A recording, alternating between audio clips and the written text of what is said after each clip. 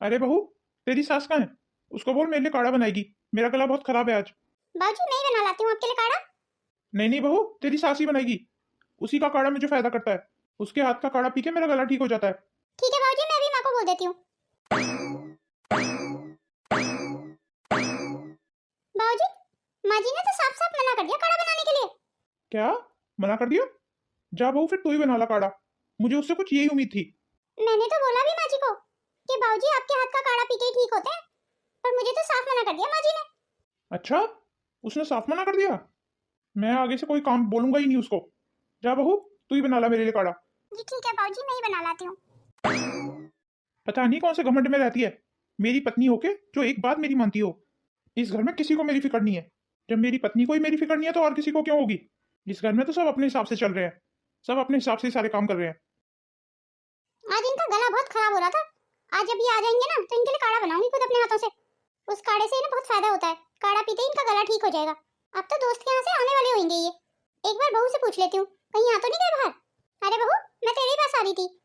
देख के आ जरा बाहर, तेरे ससुर आ गए या नहीं? उनके लिए मुझे काढ़ा बनाना है, उनका गला बहुत खराब हो रहा है। अरे जा बहू, देख के आ बाहर। खड़े होके क्या सोच रही है? हाँ माँ जी, मुझसे तो बताया भी नहीं जा रहा है। मैंने बाबूजी को बोला था अभी कि माँ के हाथ का काढ़ा बनवा लाती हूँ, तो बाबूजी ने साफ मना कर दिया।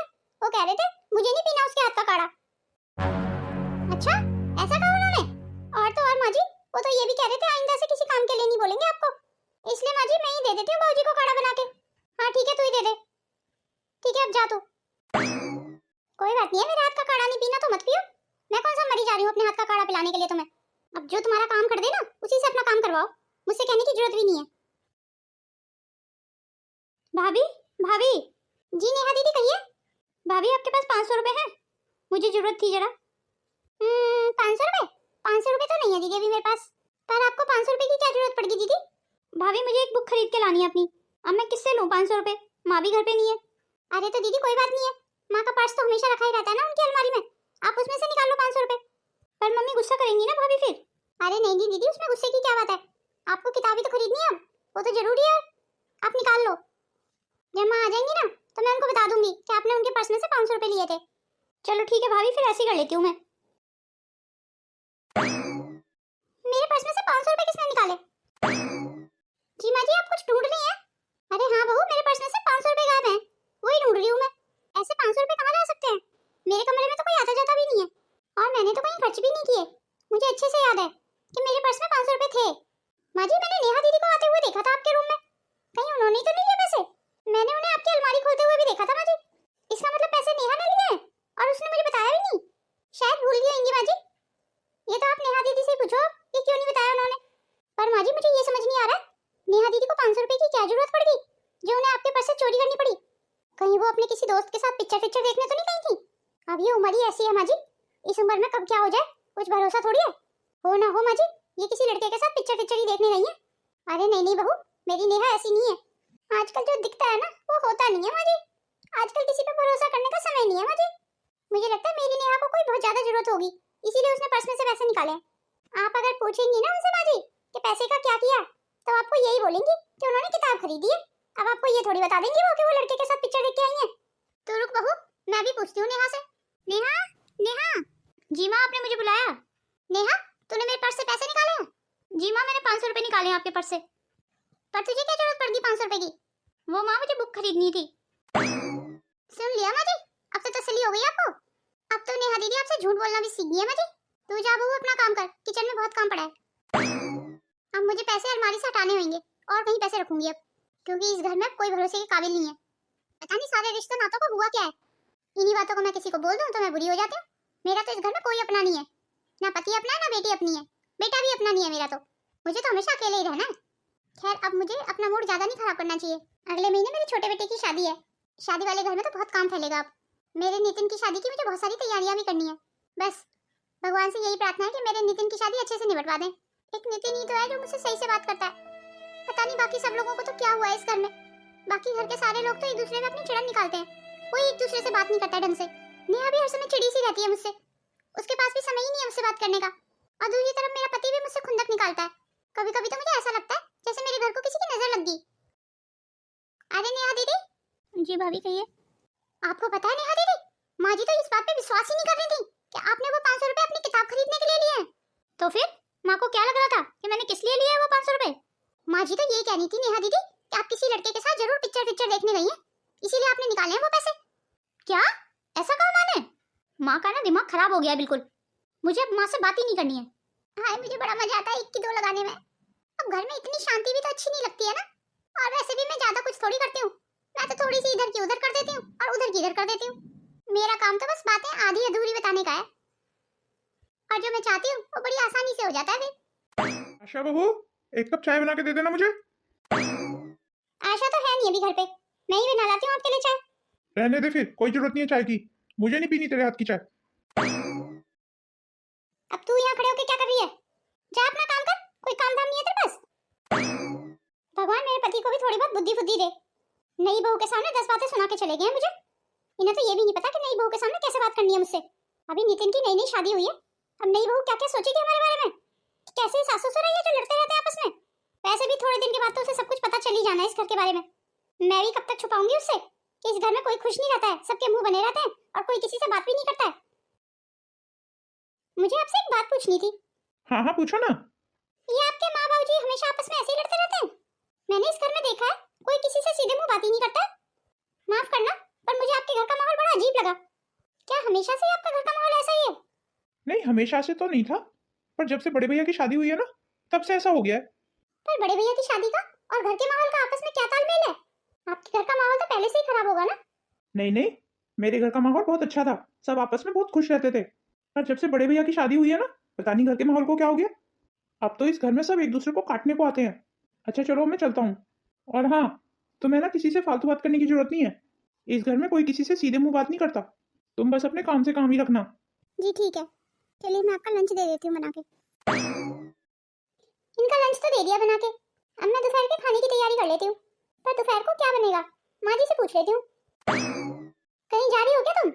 हाँ भाभी, वो माँ जी के पास जा रही थी, मैं माँ जी से पूछने जा रही थी क्या दोपहर को क्या खाना बनेगा। नहीं नहीं कविता, तुम्हें माँ जी से पूछने की कोई जरूरत नहीं है। मेरा कहने का मतलब है इस घर में जो बन जाता है ना वही सब आराम से खा लेते हैं प्यार से। तुम एक काम करो, अपनी पसंद का बना लो, तुम जो बना लोगी ना वही सब खा लेंगे। जी ठीक है भाभी, फिर तो ठीक है, फिर मैं अपनी पसंद का ही बना लेती हूँ। अब भाभी अगर कह रही है तो गलत थोड़ी कह रही होंगी। छोटी बहू जी कहिए माँ जी। मैंने सुना आज तो अपनी पसंद का ही खाना बना रही है। हाँ माँ जी, मैंने ना राजमा उबालने रख दिए हैं, पर तूने खाना बनाने से पहले एक बार मेरे से पूछना भी जरूरी नहीं समझा? तेरे ससुर और मैं तो राजमा खाते ही नहीं है, कम से कम खाना बनाने से पहले एक बार मेरे से पूछ तो लिया होता कि क्या बनाना है। तू भी औरों की तरह आ गई इस घर में। परमा जी? क्या परमा जी?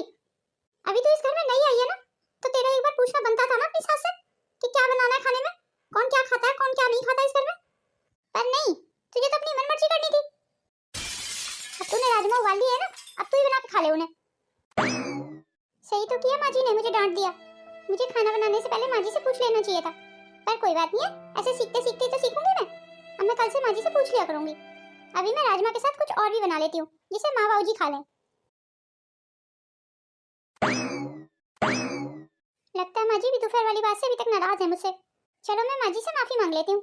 मम्मी जी सुनिए ना। क्या है बहू, क्यों कान खा रही है मेरे?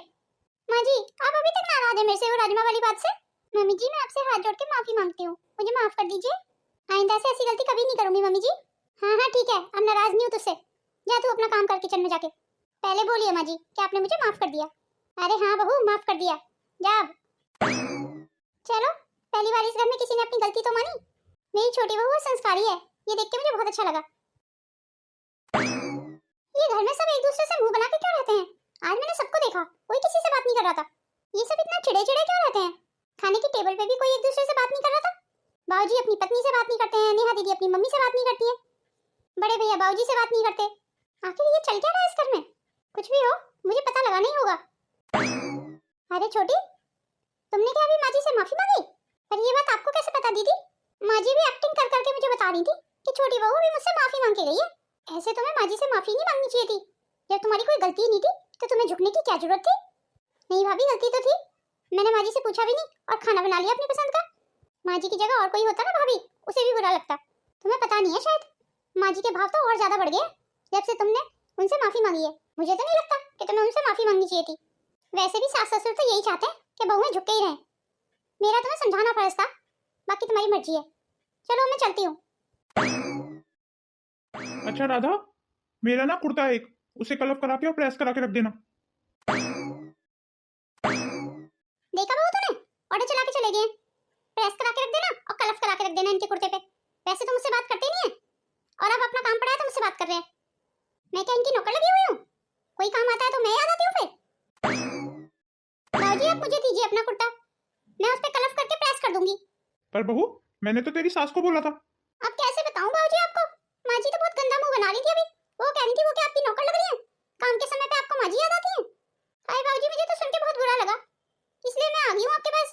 आप मुझे ये अपना कुर्ता दे दीजिए, मैं ही कर दूंगी आपका सारा काम। ठीक है बहू, तू ही कलफ करके प्रेस कर देना मेरे कुर्ते पे। मुझे कल कहीं जाना नहीं होता ना जरूरी, तो मैं तेरी सास को कभी नहीं बोलता। और अगर राधा बोले भी ना प्रेस करने की और कलफ करने की, तो तू उसको देना नहीं, तू खुद ही प्रेस करके और कलफ करके रखना। अब कुर्ते की जिम्मेदारी तुझे दे रहा हूँ मैं।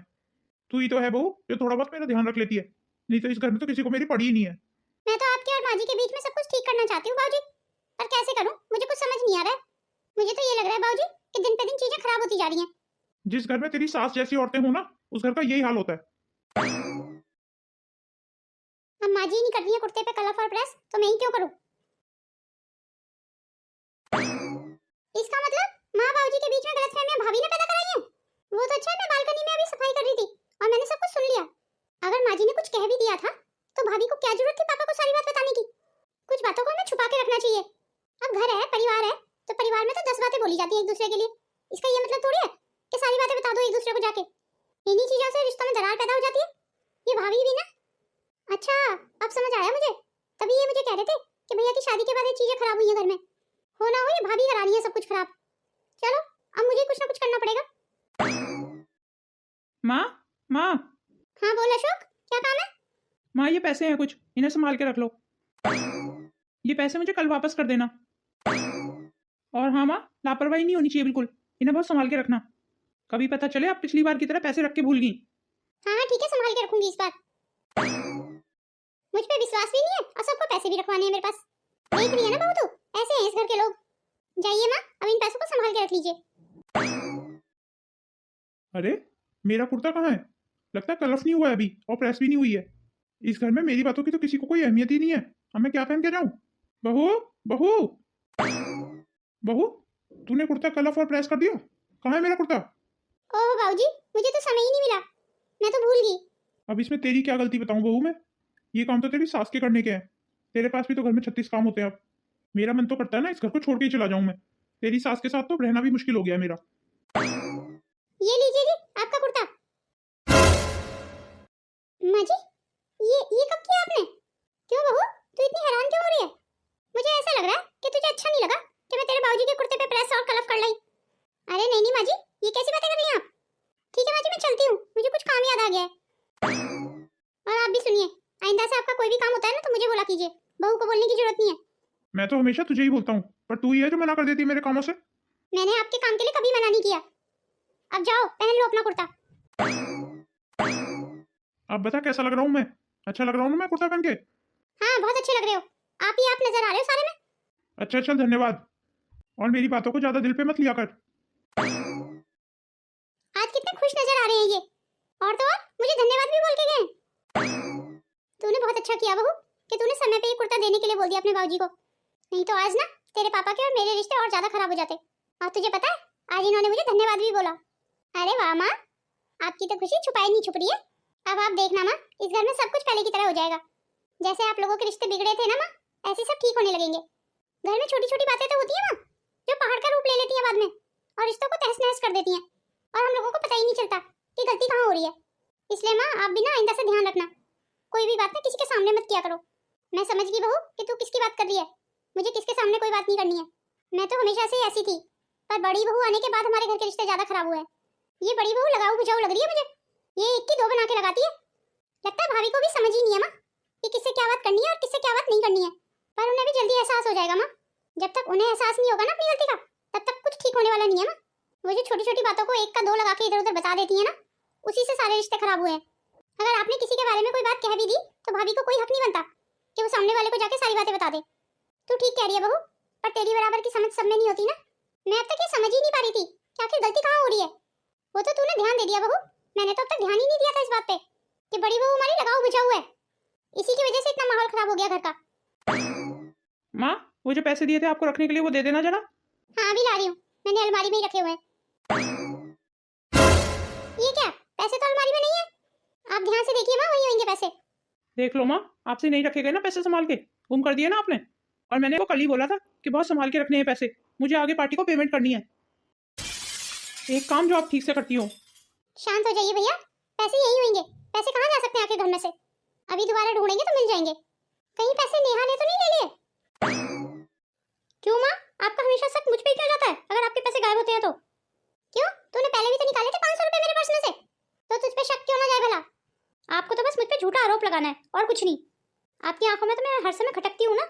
अरे अरे, सब शांत हो जाइए। ये क्या माँ, आपने बिना सोचे समझे नेहा दीदी पर आरोप लगा दिया? पहले आप अपने गुस्से को शांत कीजिए माँ, मैंने ऐसे ही आरोप नहीं लगा दिया इस पे।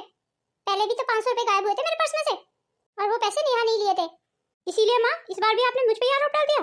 भला इतने सारे पैसों को मैं क्या करूंगी? आपकी वजह से ना माँ, मेरा इस घर में रहने का ही मन नहीं करता बिल्कुल। अच्छा नेहा दीदी, आप शांत हो जाइए, आप कुछ भी बोले जा रही हैं। नहीं, ये क्यों शांत हो जाएगी, इसकी तो जबान बहुत खुलने लगी आजकल। अरे भाई, आपस में तुम बाद में लड़ लेना, पहले मेरे पैसे ढूंढो माँ। माँ, आप एक बार और देखिए अलमारी, पैसे ना कपड़ों के बीच में ही दबे होंगे। अभी बाबूजी वैसे भी कुर्ता देख रहे थे ना अपना, हो सकता है पैसे साइड में इधर उधर हो गए हों। चल दोबारा देख लेती हूँ फिर। ये ले, मिल गए तेरे पैसे। क्यों माँ, कैसे मिल गए पैसे? पैसे तो मैंने ले लिए थे। आइंदा मुझसे कभी बात मत करना। लाइए माँ, पैसे दे दीजिए। देखा ना बहू तूने, ऐसे हैं इस घर के लोग। कितनी बातें सुना रहा था मुझे पैसों के लिए, और नेहा को देखा कितना सुना के गई है मुझे। माफ करना माँ जी, पर यहाँ गलती आपकी है। हाँ सही कह रही है बहू, इस घर में तो सारी गलतियाँ मेरी होती हैं। अब आप जो मर्जी कहो माँ जी, पर गलती तो थी आपकी। आपने बिना सोचे समझे नेहा दीदी पे आरोप लगा दिया, तो मैंने यूं ही तो नहीं लगा दिया ना बहू आरोप। पहले भी तो 500 रुपए लिए थे इसने मेरे पर्स से। तो माँ, पहले जो पर्स से पैसे लिए थे, आपसे पूछा नहीं था दीदी ने? नहीं, मुझसे नेहा ने नहीं पूछा, बिना पूछे निकाले उसने। उस दिन आप घर पे थी ना जब नेहा दीदी ने पैसे निकाले थे। आपको जो भाभी ने बताया आपने उसी पे विश्वास कर लिया, अपनी बेटी पे बिल्कुल विश्वास नहीं किया। मैंने अभी आपको थोड़ी देर पहले ही समझाया था माँ कि छोटी छोटी चीजें होती हैं जो पहाड़ का रूप ले लेती हैं और दिलों में गांठें बन जाती हैं और फिर एक दूसरे से घुटन सी होने लगती है माँ। अब नेहा दीदी आपकी बेटी है तो कम से कम इतना विश्वास तो रखिए उन पे। पर आप तो वही मान रही हैं जो भाभी ने आपको कह दिया। और आप ही देखिए माँ, आप जल्दबाजी में पैसे ढूंढ रही थी, अभी आपको मिले कोई? और वही चीज आपने शांत दिमाग से की तो पैसे तुरंत मिल गए ना। कुछ समझी माँ, इसी हड़बड़ाहट में आप कोई भी बातें बोल देती थी ना, वही जाके भाभी पापा को बोल देती थी। पापा को ही क्या, सबको ही बोल देती थी। उसी से देखिए आप घर के रिश्ते कितने खराब हो गए। आपको आगे से इन्हीं बातों का ध्यान रखना है माँ। हमारे जीवन में बहुत सारी ऐसी सिचुएशन आती है जब हम अपना धैर्य खो देते हैं माँ, पर इंसान तो वही है जो हर कठिन परिस्थिति में अपना धैर्य ना खोए और अपने मुंह से कोई कड़वी बात ना कहे, वरना वही हाल होता है जो हमारे घर का हो रहा है। और कोई तीसरा बंदा आके उन चीजों का फायदा उठा लेता है माँ, जैसे हमारे घर में भाभी ने उठाया। आपने इन सब चीजों पर क्यों नहीं ध्यान दिया माँ? और कुछ नहीं तो हम चुप तो रह सकते हैं ना माँ, चुप रहना तो हमारे हाथ में है। अपने गुस्से के चलते किसी पे भी आरोप लगाना ये कहाँ की समझदारी है? तो बिल्कुल ठीक कह रही है बहू, मैं जवान की बहुत कच्ची हूँ, कुछ भी बोल देती हूँ, पर मैं अब चीजों को ठीक करना चाहती हूँ बहू। तो ठीक है माँ, आप सबसे पहले नेहा दीदी से माफी मांगिए। तू जैसे बोलेगी ना ऐसे ही कर लूंगी बहू मैं। तो फिर चलिए मेरे साथ। आखिर माँ ऐसे कैसे कर सकती है मेरे साथ? माँ ने बिना सोचे समझे चोरी का इल्जाम लगा दिया मुझ पे। क्या मैं इतनी बुरी हूँ? क्या माँ को मुझ पे जरा भी विश्वास नहीं? नेहा मुझे माफ कर दे, मुझसे बहुत बड़ी गलती हो गई। मैंने बिना सोचे अपने गुस्से के चलते इतना बड़ा आरोप लगा दिया तुझ पे। कितनी बुरी माँ हूँ ना मैं, बिना सोचे समझे मैंने अपनी बेटी पे इतना बड़ा आरोप लगा दिया। अब मैं माँ हूँ तो इसका मतलब ये थोड़ी है कि मैं कुछ भी गलत कर सकती हूँ। इल्जाम लगाने से पहले आपने एक बार भी नहीं सोचा कि मुझे कितना बुरा लगेगा? हाँ, मुझे सोचना चाहिए था। मैं तुझसे माफी मांगती हूँ नेहा। नेहा दीदी, मम्मी को अपनी गलती का एहसास हो गया है, आप उन्हें माफ कर दीजिए। चल अब रोना बंद कर, हंस के दिखा। ये हुई ना बात। मैं तुझसे वादा करती हूँ नेहा, आज के बाद मैं बोलने से पहले ना 100 बार सोचूंगी, छोटा हो या बड़ा। बुरा तो सबको ही लग सकता है ना, और ये तो मुझे तेरी भाभी नहीं समझाया है कि छोटी छोटी बातें ही ना पहाड़ बन जाती हैं और उससे सारे रिश्ते खराब हो जाते हैं फिर। आपका बहुत बहुत धन्यवाद भाभी कि आपने माँ को माँ की गलती का एहसास कराया। अच्छा बहू, अब तेरे ससुर के आने का टाइम हो रहा है, उनके लिए चाय बनानी है। चल मैं ही बना देती हूँ। अगर मैं नहीं बनाऊंगी ना चाय तो घर सिर पे उठा लेंगे और 10 बातें तुझे सुनाएंगे, वो अलग। माँ जी, आप फिर वही गलती करने जा रही हैं। माँ जी, आप ये मत भूलिए, अगर मेरी जगह बड़ी भाभी होती ना यहाँ, तो तुम्हारी यही वाली बात लग बुझ के बाबूजी के पास पहुंच जाती। तू सही कह रही है बहू, मैं तो बोलने से पहले कुछ सोचती नहीं हूँ, ऐसी तो मुंह फटू मैं कुछ भी बोल देती हूँ। बस माँ जी, आपको इन सब चीजों पे तो कंट्रोल करना है। आपको बोलने से पहले 100 बार इधर उधर देखना है माँ जी कि आपके आसपास कौन खड़ा है। आपकी इन्हीं छोटी छोटी गलतियों की वजह से राई का पहाड़ बन गया है माँ जी। माफ कर दे बहू, मैं आगे से ध्यान रखूंगी। भाभी बिल्कुल ठीक कह रही है माँ, हम लोगों का ध्यान तो इन बातों पे कभी गया ही नहीं माँ। आज समझ आया, ये बड़ी भाभी बहुत लगाऊ बुझाऊ है माँ। पहले भी तो ऐसे हो चुका है। 500 रुपए मैंने भाभी के कहने से निकाले थे आपके पर्स से। मैंने तो पैसे भाभी से ही मांगे थे, पर उन्होंने कहा कि माँ के पर्स से निकाल लो। ये क्या कह रही है तू? पर उसने तो मुझे नहीं बताया इस बारे में। और तो और माँ, भाभी तो मुझे ये भी बता रही थी कि आपको मुझ पे शक है कि मैं किसी लड़के के साथ पिक्चर देखने जा रही हूँ, इसीलिए मैंने 500 रुपए निकाले हैं आपके पर्स से। हाँ, ये बहू कितना झूठ बोलती है। ये तो बहुत लगाऊ बुझाऊ है भाई। देख लिया ना माँ आपने, ये कितनी बातें बना दी हैं। मेरा तो मन कर रहा है ना कि अभी जाके पूछूं इनसे कि इन्होंने ऐसा क्यों किया हमारे साथ। शांत हो जाइए दीदी, आप भी वही गलती करने जा रही हैं जो माँ ने की है। हम भाभी को उनकी गलती का एहसास कराएंगे, पर हमें सही समय का इंतजार करना है। पता नहीं वो सही समय कब आएगा। आशा, मैं शाम को आज लेट हो जाऊंगा ऑफिस से आने में, तो तुम शाम को जाके सब्जियां खरीद लाना। मैं नहीं आ पाऊंगा ऑफिस से जल्दी आज। अरे भैया, भाभी को क्यों परेशान कर रहे हैं? मैं खरीद लाऊंगी आज सब्जियां। नहीं नहीं, तुम रहने दो, तुम्हें तो यहाँ की मार्केट के बारे में पता भी नहीं होगा अभी। आशा ले आएगी। मैंने तो भाभी को कहा था भैया कि सब्जियां भाभी आप ही लाना, पर भाभी यही बोलने लगी, हाँ ये काम और मेरे सिर पे डाल दिया। घर पे क्या मेरे लिए काम कम हो जाते हैं जो एक काम और बता दिया। ये क्या कह रही हो तुम?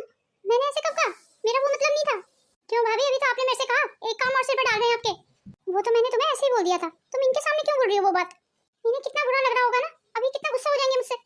क्यों भाभी, अब आपको बुरा लगा ना? जब से आपकी शादी हुई है तब से आप यही तो करती आ रही हैं इस घर में। आज अपने लिए पहली बार नहीं बुरा लग गया भाभी आपको, और आप तो हमेशा से यही करती आ रही हैं इस घर में। आपने सारे रिश्ते खराब कर दिए। भैया आप लेट हो रहे होंगे ना, आप जाइए। ये हम दोनों देवरानी जेठानी के बीच की बात है। नहीं नहीं, मैं भी सुनना चाहता हूँ, मुझे भी तो पता चले चल क्या रहा है इस घर में। प्लीज भैया आप जाइए, आप लेट हो रहे हैं। ठीक है, तो फिर जा रहा हूँ मैं। अब बताइए भाभी, ये सब आपने क्यों किया? सिर्फ अपने आप को सबकी नजरों में अच्छा बनाने के लिए। पर मेरा विश्वास करो, मुझे ये नहीं पता था कि मेरी वजह से रिश्तों में इतनी दरार आ जाएगी। आपको तो अंदाजा भी नहीं है भाभी, आपने कितना गलत किया है। आपके लिए तो बस हंसी ठिठोली होगी, पर घर में सबके दिलों में गांठ पड़ गई आपकी वजह से। आपने क्यों नहीं सोचा कभी भाभी कि आपकी वजह से घर के सारे रिश्ते खराब हो रहे हैं? आपकी इन हरकतों की वजह से सबके दिलों में कितनी दूरियां आ गई हैं भाभी। और ये तो आपको भी पता है भाभी कि आप पूरी बात में से सिर्फ उतना ही हिस्सा बताती थी जिसे सामने वाले को बुरा लगे। पूरी बात आप बताती नहीं थी। आप ये क्यों करती थी ये तो आप ही जाने। आपने अपनों के साथ जो भी किया ना वो बहुत गलत किया। मुझे माफ कर दो, मैं आप सबसे माफी मांगना चाहती हूँ। मेरी वजह से परिवार के रिश्ते इतने उलझ गए। मुझे कोई भी बात बोलने से पहले 100 बार सोचनी चाहिए थी। घर में 100 तरीके की बातें होती हैं भाभी, ऐसा थोड़ी होता है कि सामने वाले को सारी बातें जाके बता दो। और आपने हमेशा यही किया, एक की दो बातें लगा के आपने सामने वाले को बताई। खासकर मम्मी पापा के रिश्ते आपने बहुत खराब कर दिए भाभी। मम्मी पापा, मैं आप दोनों से हाथ जोड़ के माफी चाहती हूँ। मैं ये सब अपने बचपने में कर दी मम्मी पापा। मैंने ये सोचा ही नहीं कि इसका दूरगामी प्रभाव कितना गलत पड़ेगा। मुझे इस बात का बहुत दुख है कि बड़ी बहू ने हम सबके रिश्तों में गांठ डाल दी, पर इस बात की खुशी भी है कि मेरी छोटी बहू आई तो उसने सारी गांठें खोल दी। मैं तेरी तहे दिल से आभारी हूँ छोटी बहू। बड़ी बहू, तेरे कारण इस घर में तो रहना भी मुश्किल हो गया था मेरा। अब मुझे समझ आया ये सब क्यों हो रहा था। मेरा मकसद आपको नीचा दिखाना नहीं था भाभी, मेरा मकसद तो सिर्फ आपको आपकी गलती का एहसास कराना था। तुमने बिल्कुल ठीक किया कविता, जो मुझे मेरी गलती का एहसास करा दिया। लेकिन मैं अब आप सब लोगों से वादा करती हूँ कि मैं अब लगाने बुझाने का काम बंद कर दूंगी। अब मैं घर को तोड़ने की नहीं, जोड़ने की कोशिश करूंगी। अब मैं एक की दो क्या, मैं तो एक भी नहीं बोलूंगी। ये लगाने बुझाने की आदत कितनी गलत हो सकती है ये मुझे पता चल गया है। आपको आपकी गलती का एहसास हो गया ना भाभी, यही बहुत बड़ी बात है। और मुझे पूरा यकीन है भाभी, आप अपने आप को जरूर सुधारेंगी। और अगर तूने अपनी गलती नहीं सुधारी ना, तो सब यही कहेंगे ये बहू तो बहुत लगाऊ बुझाऊ है, इससे दूर रहो।